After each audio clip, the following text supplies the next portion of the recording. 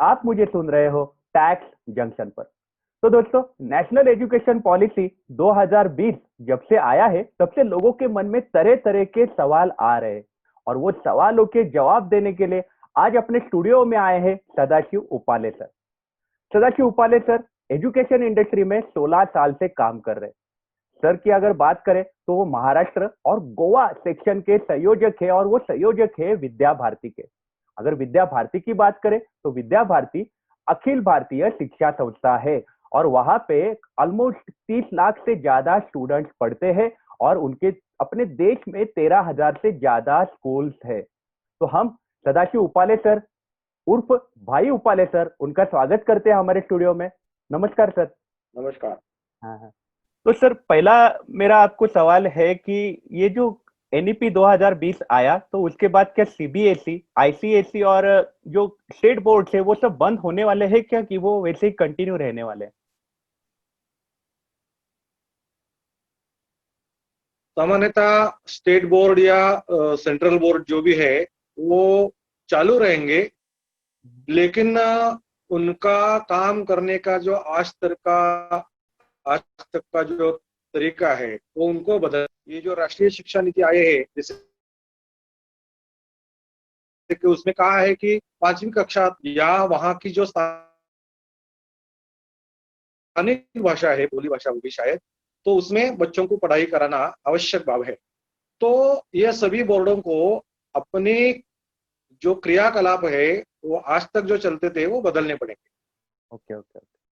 मतलब तो स्थानीय यानी स्टेट बोर्ड जो है उनका रेगुलेट करेगी उनको, और शिक्षा नीति जो आएगी, जो पाठ्यक्रम बनाएंगे शिक्षा बोर्ड भी, स्थानीय या राज्य बोर्ड, उनको वो ठीक तरह से बना रहे कि नहीं है ये देखेंगे। वैसे देखा जाए तो सेंट्रल बोर्ड ऑफ एजुकेशन जो है वो है जो पुरानी, जैसे कि बोलो कि वो मैकाले की एक अलग वर्जन है, ऐसा कहने में कोई दिक्कत लेकिन नहीं, सर यहाँ पे क्योंकि सवाल आता जो है कि इसका केंद्रीय मतलब। हाँ। नौकरी में काम करते हैं उनके बच्चों जहां जाएंगे वहां उनको एक जैसी शिक्षा मिले, इसलिए उनको सेंट्रल बोर्ड का जो बोर्ड है, शिक्षा बोर्ड है, वो उसका वही काम का तरीका था। अच्छा, तो वो वही मतलब रहेगा, बोर्ड लेकिन वैसे उनको के वैसे अपना रहने वाले हैं। रवैया बदलना पड़ेगा। हाँ, रवैया बदलेगा, मतलब वो रहेंगे, सीबीएसई और ये सब वैसा का वैसा बदलेगा। रहने वाला है। बस उनका सिलेबस हर किसी का अलग हो सकता है, आईसीएसई का सिलेबस अलग हो सकता है, सीबीएसई हाँ, का अलग हो सकता है ना? तरीका बस एनईपी पॉलिसी के अंडर उनका आने वाला है। एनसीईआरटी के चौखट में उनका सिलेबस बनाना पड़ेगा। अच्छा, ओके ओके, समझ गया। एनसीईआरटी के चौखट में सिलेबस बनाना पड़ेगा सबको। ओके ओके ओके, हाँ हाँ। सर अभी दूसरा, सर मेरा आपको दूसरा सवाल है कि ये जो 5+3+3+4 ऐसा जो फॉर्मूला आया है, तो क्या इसमें 5वीं के बाद वापस एग्जाम होगी बोर्ड की, फिर उसके बाद थर्ड है, उसके बाद वापस एग्जाम होगी, ये कैसा वर्क करने वाला है एग्जैक्टली? ये इसकी जो क्रियाकलाप रहेगा वो सामान्यतः तीसरे उम्र के बाद अभी उन्होंने जैसे कि पहले हमने देखा है कि पहली कक्षा से शिक्षा ये सरकार के हाथ में थी, लेकिन अभी उन्होंने विचार किया है कि तीसरे साल से, यानी जो प्री स्कूल का जो विचार उन्होंने किया है उसका भी रेगुलेशन सरकार करे। तो 5वीं या यानी पहली दूसरी, ये पहले 5 साल है, यानी ये बोर्ड नहीं होगा, स्थानीय जो शिक्षा विभाग होगा वही उसका क्रियान्वयन करेगा। ओके। उन्होंने जो रखा है 5, 3, 3 और 4, तो ये स्टेजेस है, ये बोर्ड की परीक्षा नहीं है। ओके सामान्यतः 12वीं के बाद बोर्ड की परीक्षा होगी, 10वीं ये बोर्ड नहीं रहेगा आने वाले दिन में। ओके 12वीं की जो परीक्षा होगी वो एक सर्टिफिकेट पहली बार बच्चों को मिलेगा। 5, 3, 3, 4 ये जो ढांचा है ये प्री स्कूल के 3 साल और कक्षा 1 और 2, इसमें सामान्यतः बच्चों के जो मोटर स्किल्स है उस पर शिक्षा विभाग काम करेगा। ओके तीसरी, चौथी, 5वीं जो है ये 3 जो है वो सामान्यतः भाषा और गणित, इस पर सामान्यतः ज्यादा ध्यान दिया जाएगा। और ओके ओके। आखिरी वाले जो 3 है उसमें सामान्यतः भाषा, गणित, इतिहास, कला, विज्ञान, ये जो प्राथमिक विषय जो है उसका क्रियान्वयन होगा।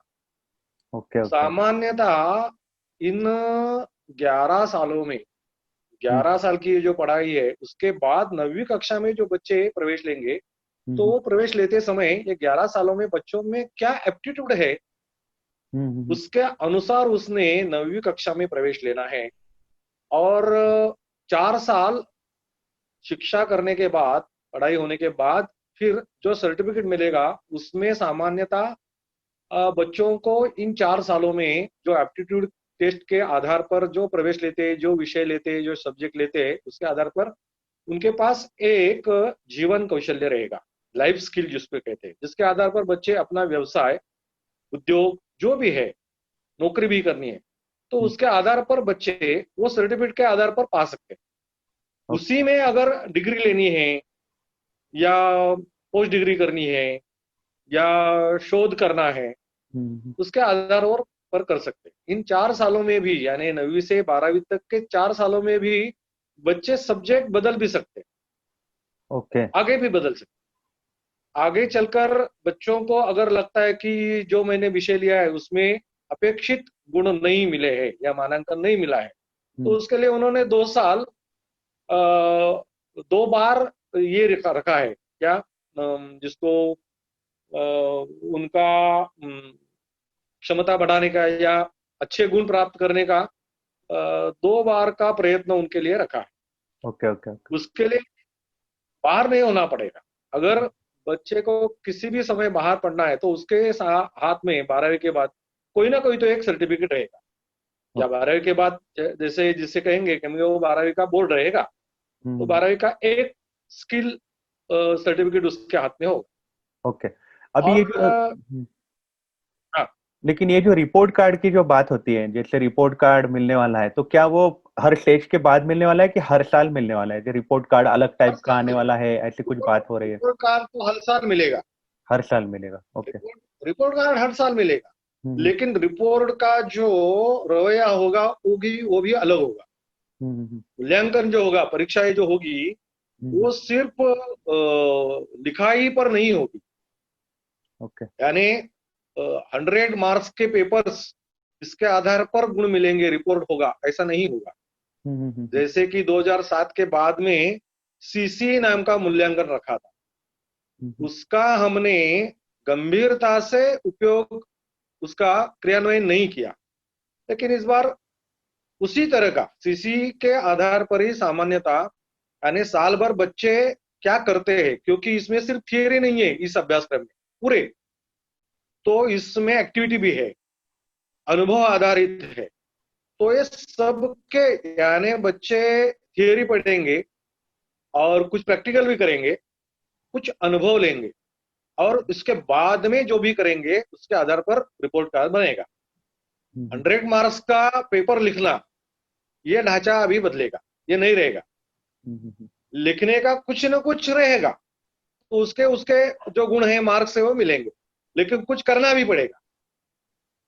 कुछ करना, अपने हाथों से कुछ करना पड़ेगा, कुछ कहीं और साइट पर जाकर प्रत्यक्ष जहां पर काम चलता है वो देखना पड़ेगा, उसके आधार पर उस अनुभव पर कुछ करना पड़ेगा।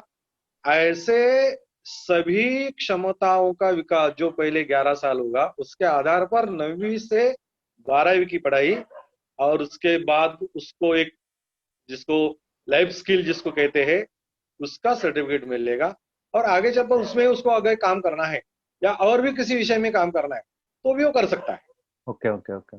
सर, इसके बाद और एक सवाल आता है कि 3 से लेके 6 के उम्र तक के बच्चों के लिए गवर्नमेंट ने कुछ स्कीम लाई है।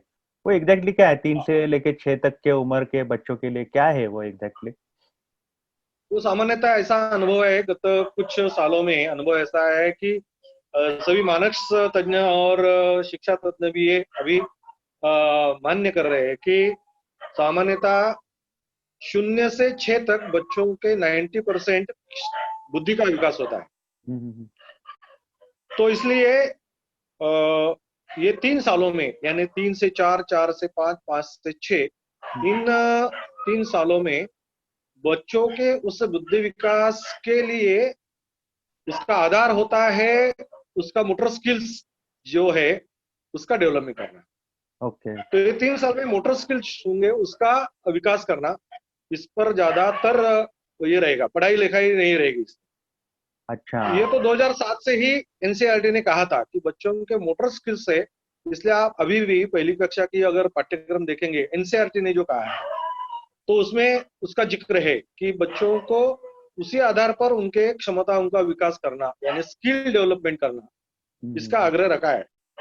जैसे तो बच्चा 3 साल उसका की उम्र में अगर आधार है, उसको गाना अच्छा आ रहा है तो गाने पे उसको ज्यादा फोकस देंगे, उसका जो मेन स्किल है उस पे फोकस दिया जाए। किसी को डांस अच्छा लगता है तो डांस पे यानी जो मेन स्किल क्या है, जैसे कि हम अभी जो देखते हैं कि बच्चों को लिखना आना चाहिए, तो लिखना आना ये लाइफ स्किल नहीं है हम्म।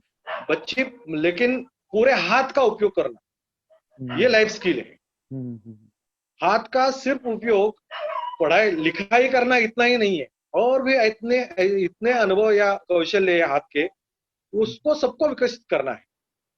तो इसलिए जैसे हाथ है, नाक है, कान है, जिसको हम 5 ज्ञानेंद्रिय कहते हैं, वो हमारे पूरे जीवन में उपयोगी आते हैं, इसलिए उनको अनुभव देना, उनका स्किल बढ़ाना, उनका कौशल्य बढ़ाना, उनकी क्षमता बढ़ाना, ओके। ये सामान्यतः ये पहले 5 जो कहा है ना, 5 3 3, उसके 5 का जो मायना है वो 3 के उम्र से सामान्यतः 7 के उम्र, 8 के उम्र तक, 3 से लेकर 8 के उम्र तक बच्चों का ये मोटर स्किल का डेवलप जो है वो रहेगा। अच्छा। लेकिन फिर एक बात इसकी आ रही है तैयारी कि 6ठी कक्षा में बच्चों को प्रैक्टिकल ट्रेनिंग चालू किया जाएगा, तो ये एग्जैक्टली क्या करने वाले हैं? 6ठी कक्षा में ग्रेड 6 से उनको प्रैक्टिकल ट्रेनिंग के लिए काम दिया जाएगा। एग्जैक्टली क्या है वो प्रोविजन? सामान्यतः अभी भी आप 6ठी कक्षा के किताबें देखेंगे तो उसमें भी प्रैक्टिकल वर्क है। ओके। आजकल जो हम अभिभावक शिकायत करते हैं कि बच्चों को बहुत काम देते हैं, हम्म। तो काम यानी क्या है, तो प्रोजेक्ट वर्क देते हैं, सही है ना। तो राइट राइट। प्रोजेक्ट यानी क्या, प्रोजेक्ट यानी क्या है, वही है जैसे कि मेरे अनुभव में 7वीं कक्षा की एक छात्रा को विद्यालय से प्रोजेक्ट वर्क दिया गया, क्या कि अपने घर के पड़ोस में, आजू बाजू में जितने भी वनस्पति है उसकी आप जानकारी इकट्ठा करो। हम्म। मैंने उस बच्ची से पूछा, छात्रा से पूछा, तो आपने क्या किया, तो उसने कहा कि मैं पिताजी को बताया मैंने, और फिर पिताजी ने कंप्यूटर खोला और कंप्यूटर में से उन्होंने जो चित्र वाले जैसे है वनस्पति के चित्र निकाले, उनकी माहिती उसमें नीचे लिखी रहती है वो निकाला, उसके फिर हमने उसकी कॉपी निकाली और फिर अच्छे से फाइल में चिपका दी। मैंने उस बच्ची को जहां पर मैं ठहरा था उसी घर के परिसर के कुछ जो वनस्पति है उनसे, उनका परिचय उनसे मैंने करने की अपेक्षा रखी, तो उनको कुछ जानकारी ही नहीं है। जिस मई जून में जिस पेड़ के हमने आम खाए, ये सामने पेड़ जो है वो आम का है, वो बच्चे को मालूम नहीं है। जो वर्क करना है यानी क्या, तो ये करना है बच्चों को, घर में क्या करना है, तो ऐसे बहुत आजू बाजू में छोटी चीजें हैं।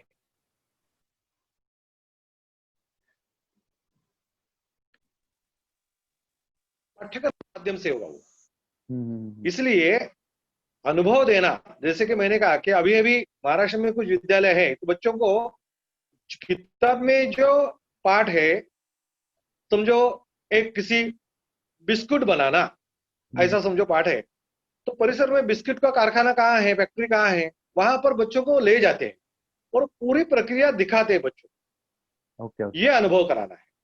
ओके, ये अभी तो है ही सामान्यतः ऑलरेडी। जैसे मैंने कहा ना कि थियरी भी होगी, कुछ अनुभव देने पड़ेंगे, इसके लिए बच्चे 4 दीवार के बाहर निकालने पड़ेंगे, ओके ओके ओके। और सर यानी फिर अनुभव इससे कराना होगा। एक बात और एक आ रही है सामने कि मातृभाषा में आपको पढ़ना पड़ेगा 5वीं ग्रेड तक। ये कंपलसरी है कि बच्चों को ऑप्शन है कि आप मातृभाषा में पढ़ो या नहीं? कुछ पेरेंट्स होते हैं जिनको लगता है मेरा बच्चा इंग्लिश ही बात करे, मातृभाषा कोई भी हो, इंग्लिश में ही बात करे। तो ये कंपलसरी होने वाला है कि कैसा है? मतलब बच्चों के हाथ में ऑप्शन दिया गया है? बच्चों के हाथ में वैसे तो बच्चों का अधिकार है मातृभाषा में शिक्षा तय करना, लेकिन आजकल वो उनकी क्षमता भी नहीं है और कौन पूछता भी नहीं है। तो इस नई शिक्षा नीति में कहा है कि 5वीं कक्षा तक बच्चों को मातृभाषा में शिक्षा मिले, इसकी व्यवस्था करनी है, उसकी व्यवस्था करनी है। उसमें जो कहा गया है वो कंपल्शन ऐसा नहीं कहा है, लेकिन कहा है कि व्यवस्था करनी है। मातृभाषा नहीं करनी है तो उसकी वहां की बोली भाषा जो है उसमें करनी है, ये भी कहा है। यानी अंग्रेजी में करना है ये नहीं कहा है, मातृभाषा या प्रादेशिक भाषा में उसकी पढ़ाई करनी होगी 5 साल तक, यानी 5वीं कक्षा तक। अच्छा, ये उसमें बताया है।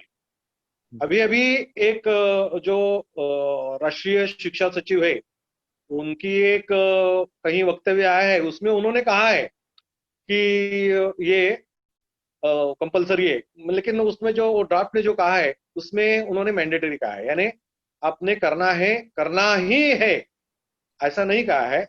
लेकिन इसका आवश्यकता क्या है कि जैसे मातृभाषा में जैसा आकलन या प्रादेशिक भाषा में जितना आकलन विषयों का, ज्ञान का बच्चों को होता है, वह आकलन अन्य भाषा में नहीं होता है। तो अन्य भाषा में कई भी भाषा है, समझे ना, जैसे कि दक्षिण में हिंदी शायद अन्य भाषा हो सकती है, अंग्रेजी की, लेकिन इसका अर्थ ये नहीं है कि अंग्रेजी उनकी स्थानीय भाषा है या मातृभाषा है। करेक्ट। अपने देश में 2% लोग होंगे कि जिनकी मातृभाषा अंग्रेजी होगी, ठीक है। जो कहा जाता है कि अंग्रेजी ग्लोबल भाषा है, तो ये छूट है सब। पूरे विश्व में जितने भी देश है उसमें सिर्फ 13 देशों में अंग्रेजी का चलन है, बाकी सभी देश अपने अपनी भाषा में शिक्षा कराते हैं। और अंतरराष्ट्रीय व्यवहार जो है वो जो मददगार रहते हैं भाषा के, उनके आधार, हाँ ट्रांसलेटर उनके आधार पर कर। अभी जितने भी बड़े देश है टेक्नोलॉजी में हो, ज्ञान में हो, वो सभी अपने अपनी भाषा में ही पढ़ाई करते हैं। देखिए आप जर्मनी हो, रशिया हो, जापान हो, इटली हो, अपने अपनी भाषा में बच्चों की पढ़ाई करते हैं। कुछ देश जैसे है, जैसे मैंने कहा कि इन्हें गिने देश जो है वो कहते हैं कि अंग्रेजी ग्लोबल है, तो अंग्रेजी ग्लोबल नहीं है। अंग्रेजी सबसे ज्यादा बोलने वाली भाषा है, ये अंग्रेजी भाषा नहीं।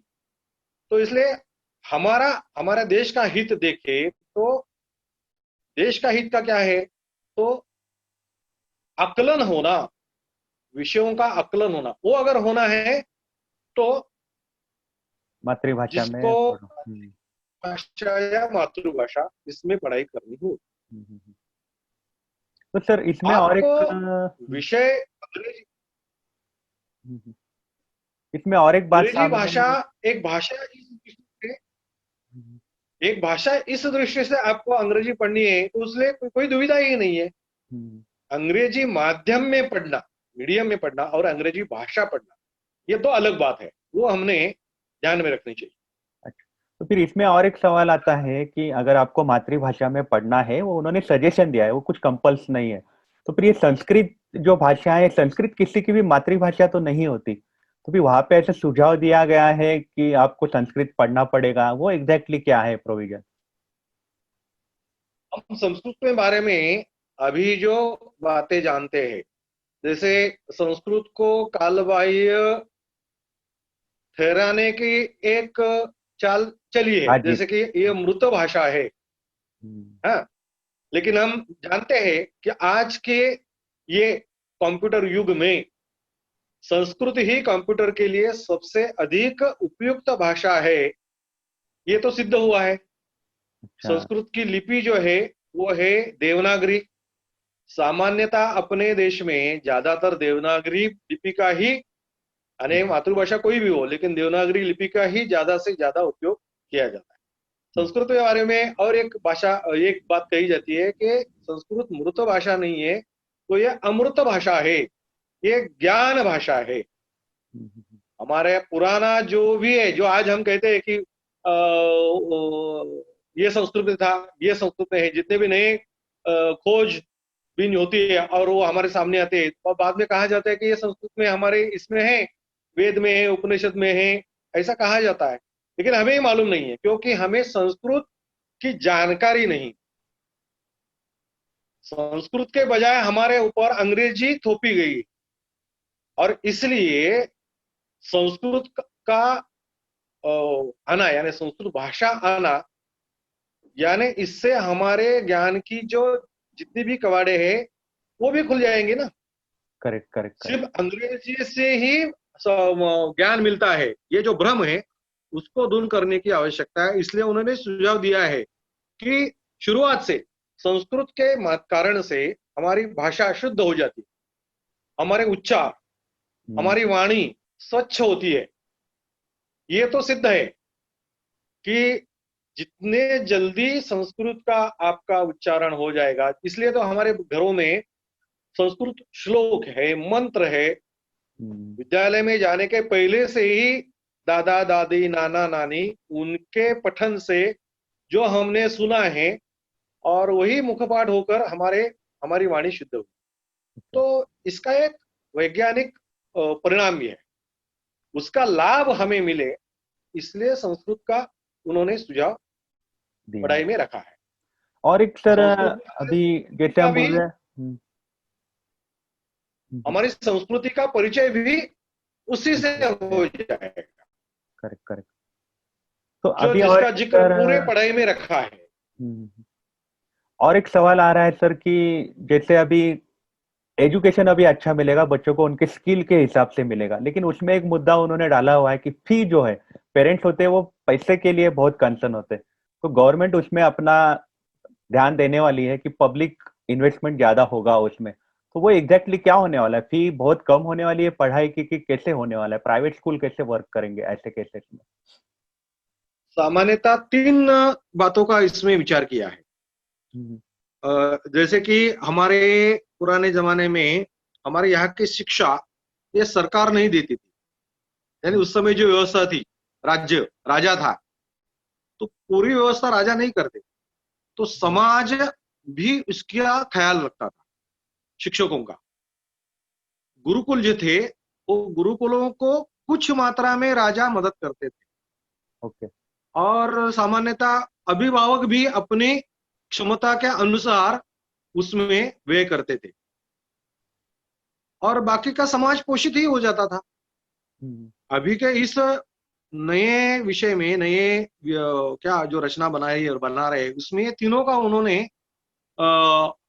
सहभाग रखा है। जैसे सरकार ने कहा है कि अभी तक शिक्षा के ऊपर सरकार की 3.5 या 4.5% व्यय होता था जीडीपी के, तो उन्होंने कहा है कि इसमें हम 6% जीडीपी का व्यय करेंगे। तो इसका अर्थ क्या है कि सरकार भी उसका चिंता करने वाली है। Okay okay. दूसरा है स्वाभाविक रूप से अभिभावक जो है, कोई भी अभिभावक अपने बच्चों को फ्री में पढ़ाई करना ये उसके लिए भी अभिमानजनक नहीं रहेगा और बच्चों को भी नहीं रहेगा, तो कुछ वे भी व्यय करेंगे। और तीसरा उन्होंने कहा है कि समाज पोषित, यानी जैसे कि आज की भाषा में जिसको CSR फंड कहते हैं, corporate social responsibility, corporate social responsibility जो कहा है, तो उसके आधार पर यानी वो समाज का पैसा है। कॉर्पोरेट सोशल ये जो है वो समाज का पैसा है। तो ऐसे तीनों के आधार पर शिक्षा चलेगी। तो इसलिए अभी इसमें जो रहेगा, जैसे कि ग्लोबलाइजेशन हो रहा है तो इंडस्ट्री आ जाएगी, तो इंडस्ट्री भी उसका व्यय करने वाली है। इसलिए फ्री में रहेगा पूरा, ऐसा भी नहीं रहेगा, ये हमने समझ लेना चाहिए। ओके, फ्री में तो नहीं होगा। ओके, लेकिन सर इसमें और एक मुद्दा आ रहा है कि हैंडीकैप लोग हैं उनके लिए गवर्नमेंट कुछ योजनाएं बना रही है एजुकेशन के लिए, तो वो एग्जैक्टली क्या होने वाला है? मतलब हैंडीकैप तो मतलब पैर के होते हैं कि आंखों के होता है, तो उनका सिलेबस भी एनसीईआरटी कंडक्ट करने वाली है नए तरीके से। सामान्यता अभी जो एनईपी पॉलिसी के हिसाब से उनको अलाइन अलग क्षमता रहती है, उनकी अलग क्षमता रहती है, तो उन क्षमताओं का भी उनको लाभ हो और बाकी लोगों को भी लाभ हो सकता है ना। उनकी जो भी क्षमता है, हैंडीकैप यानी पूरे क्या कहेंगे, कुछ काम के नहीं है ऐसे तो नहीं रहते हैं, हर एक की अलग अलग क्षमता रहती है। तो उस क्षमताओं का अच्छा विकास हो, इसलिए अलग से उनके लिए अलग से अभ्यासक्रम बनेंगे। Okay okay. और विशिष्ट स्तर पर उसका वो अ, उनकी पढ़ाई या जो भी स्किल है उसकी डेवलपमेंट करने के लिए वो चिंता करें। तो अभी ये तो हो गया सब नए इस बच्चों के लिए, पढ़ाई में लेकिन कोई भी अभी ये हो गया सारे नए बच्चे जो आने वाले हाँ, जनरेशन में है, लेकिन कुछ ऐसे सीनियर लोग हैं जो अभी पढ़े लिखे ही नहीं, उनको पढ़ना लिखना ही नहीं आ रहा है, तो उनके लिए सरकार ने कुछ योजना बनाई है ऐसा सुनने में आया है। वो एग्जैक्टली है क्या ऐसा कुछ, कि ओल्ड एज के लोग हैं जो पढ़े लिखे नहीं है, उनको बस का बोर्ड भी वैसे पढ़ते ये नहीं आ रहा योजना है? तो पुरानी, अच्छा। हाँ, ये वैसे तो ये योजना पुरानी है। पुरानी जैसे है। कुछ सालों से हम्म, कोई भी बच्चा यानी 2009 में जो कानून लाया है सरकार ने, हम्म, शिक्षा अधिनियम 9 का 2009 का, उसमें हम्म, उन्होंने कहा है कि समझो कोई बच्चा विद्यालय में गया नहीं है और वो कहीं पर नजर आया, जैसे कि 10 साल का बच्चा है और अभी तक विद्यालय में गया नहीं, तो अगर ध्यान में आया किसी सजग व्यक्ति के, तो उस व्यक्ति ने उस विभाग को यानी शिक्षा विभाग को यानी परिसर के विद्यालय को ध्यान में लाना है कि ये बच्चा है 10 साल का है, अभी कुछ पढ़ना लिखना नहीं आता है और इधर उधर कर रहा है। वैसे भी 18 साल तक किसी बच्चों को काम देना नहीं है, तो करेक्ट ऐसे करेक्ट। बच्चे बिना पढ़ाई न रहे, इसलिए परिसर की जितनी भी विद्यालय है, जैसे कि हर साल में एक बार उसका क्रियान्वयन होता ही है कि विद्यालय के सभी शिक्षक जो है परिसर में घूमते हैं और ऐसे ऐसे बच्चों को ढूंढते हैं।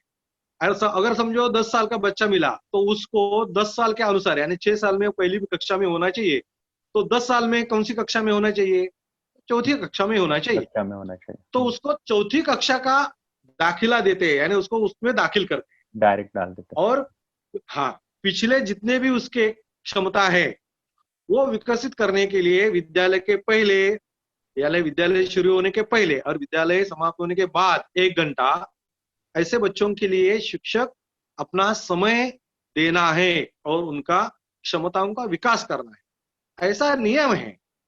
कुछ मात्रा में होता भी है, 100 यानी 100% होता है ऐसा मेरा अनुभव नहीं है। हैं। लोग उसमें भी कुछ ना कुछ राह निकालते हैं और ऐसे बच्चों को आगे दिक्कत होती है। धकेल देते हैं 8वीं तक, क्या फेल नहीं करना इस नाम पर उनको धकेल देते हैं, यानी उनके पूरे स्किल पूरे हो गए 1 साल में, ऐसा नहीं होता है। लेकिन प्रयास तो है और व्यवस्था भी बनाई है कि ऐसे कोई भी न रहे पढ़ाई के बिना 15 साल तक, यानी 15 साल तक अपने देश का हर बच्चा कहीं ना कहीं विद्यालय में पढ़े, उसका कहीं ना कहीं रजिस्ट्रेशन हो और वो विद्यालय में पढ़े, ऐसा अधिनियम बना हुआ है वही रहेगा। क्योंकि इस नई व्यवस्था में उन्होंने कहा है कि सभी बच्चे, सभी यानी सभी, यानी वो गरीब हो अमीर हो कोई भी बच्चा हो, उसकी पढ़ाई की व्यवस्था करनी सरकार ही है। करनी है। सरकार सरकार और समाज की व्यवस्था है वो करनी है। हम्म। अभी हम आते हैं सर हायर एजुकेशन की तरफ। हायर एजुकेशन में ऐसा बोला जा रहा है कि मल्टी डिसिप्लिनरी एजुकेशन दिया जाएगा। इसका मतलब ये होता है कि बीकॉम, बीएससी, बीए, ये सारी डिग्रियां बंद होने वाली है। मल्टी डिसिप्लिनरी, हाँ आप बिल्कुल, अपने को चाहे वो सब्जेक्ट लो, आप चाहे करो, मिक्स करो, चाहिए वो अकाउंट के साथ केमिस्ट्री बिल्कुल, लो, इसके साथ वो लो। तो ये इसका मतलब ये हो रहा बिल्कुल, है कि बिल्कुल वही होने वाला है। बिल्कुल, बिल्कुल, बीकॉम बिल्कुल, ये। जैसे मैंने कहा ना कि हम्म, 12वीं तक सभी बच्चे उनके पास एक सर्टिफिकेट होगा। ओके। उसके आधार पर अगर आपको जैसे कि अभी 12वीं के बाद क्या रहता था, आर्ट्स कॉमर्स साइंस, तो ये नहीं रहने वाला है, हम्म। इसको पूरा निकाल देंगे। और ओके। उसके बदले 12वीं में समझो एक आपके हाथ में लाइफ स्किल का सर्टिफिकेट आ गया हम्म। और उसमें आप समझो इलेक्ट्रिकल का कुछ आपके पास है कौशल्य, और आपको कहना है आगे आगे जाकर आपको संगीत में पदवी लेनी है, डिग्री लेनी है, तो ले सकते हैं। अच्छा या आपको केमिकल में लेनी है, कर सकते हैं।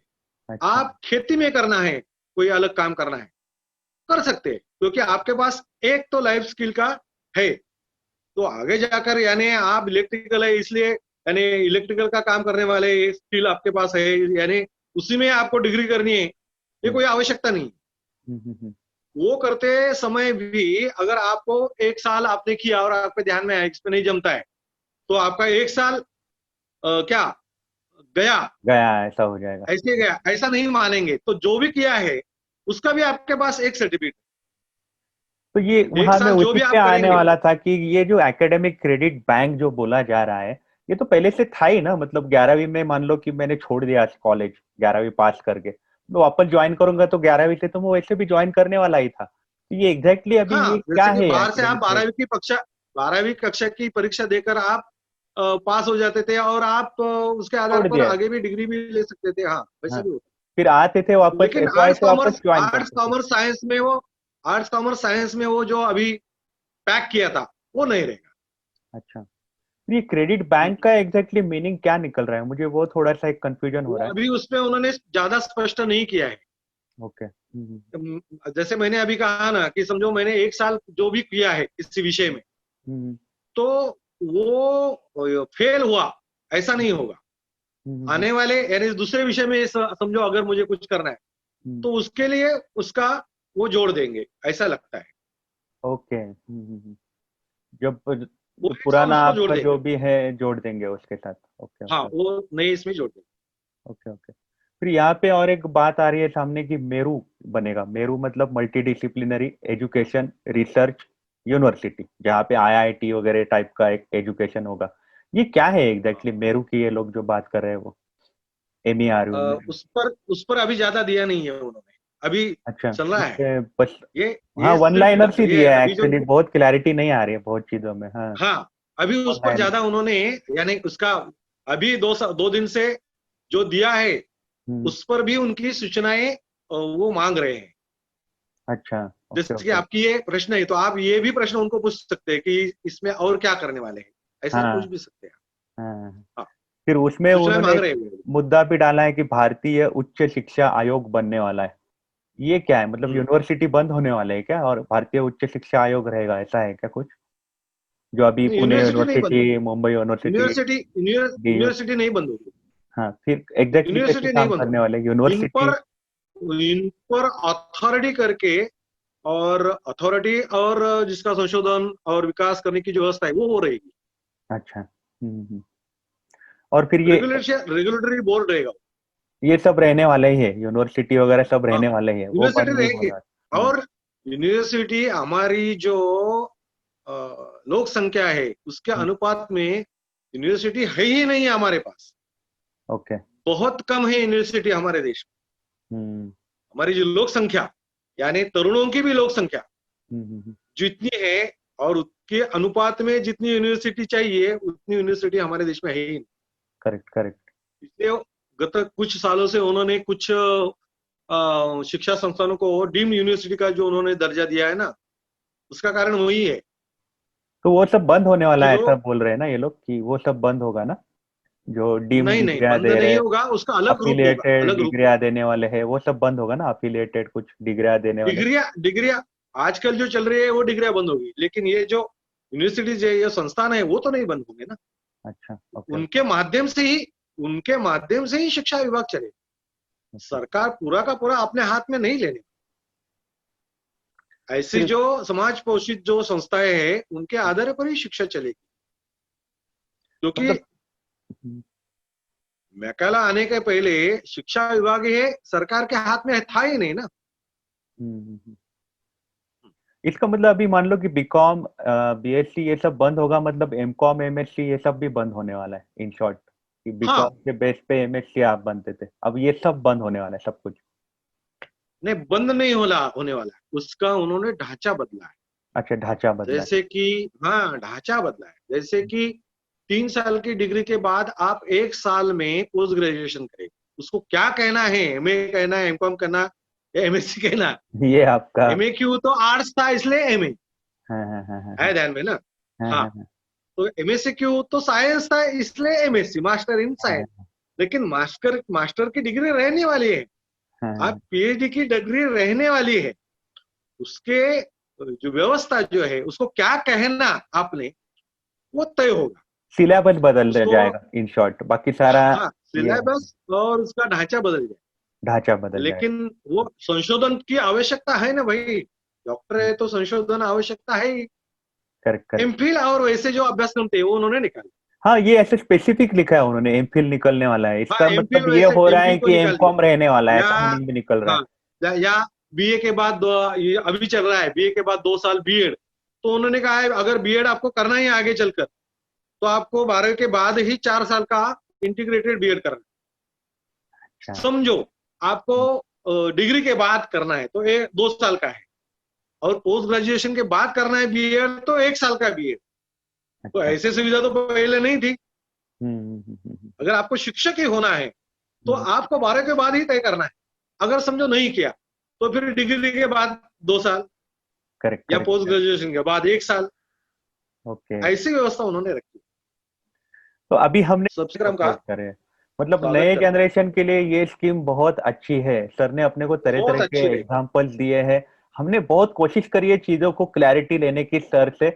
अगर आपके मन में कोई भी दुविधा हो, कोई भी क्वेश्चन हो, तो हम सर तक जरूर आपका क्वेश्चन पहुंचाने वाले हैं। तो आप हमें कमेंट सेक्शन में जरूर बताइएगा एनपी 2020 रिलेटेड आपके मन में क्या क्या दुविधाएं हैं। तो sir, thank you so much, आपने अपना कीमती समय दिया। सर अभी पालघर में, और पालघर के आदिवासी विभाग से सर अपने से बात करे, उन्होंने खास अपने लिए समय निकाला है। Sir thank you very much, आपने इतना समय निकाला हमारे लिए। थैंक यू वेरी धन्यवाद। मच सर, धन्यवाद। Thank you very much sir.